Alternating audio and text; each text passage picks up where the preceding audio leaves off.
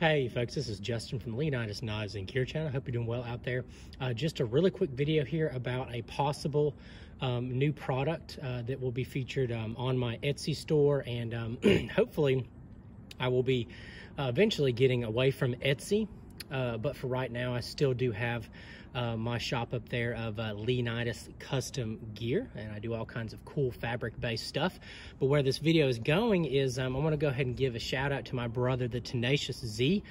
He is a phenomenal 3D printer, and I've basically been sending him some various designs, and he's done an amazing job printing out pretty much everything that I've been, working on and prototyping, and this is one of those items here. So I'll go ahead and show you all what is going on. These are two rifle magazine pouches on some big old survival knives, Bushcraft knives. And what the product is this is a 3D printed, it's like a backing or plate, and it is designed to snugly slide into a rifle magazine, like AR 5.56 style magazine pouches. You could probably use like an AK style pouch. I'm sure no problem. But again, this is what this was designed for.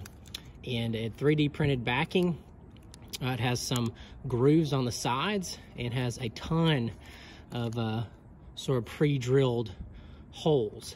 And I'm not going to go over the specifics of the kits, but I will say the idea behind this is obviously this is for organizing this type of, survival gear for either, just to have on your gear, on a backpack, on a rig, or on a large knife like this. And again, I'm not going to go into every single item that I have on here. These are extremely modular.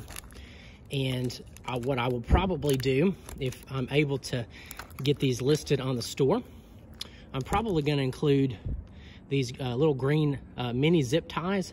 I really like these. I really like how just easy they were to, I was able to work with them and just sort of, add on, zip tie everything that I felt like I needed. And this just really turned out so well.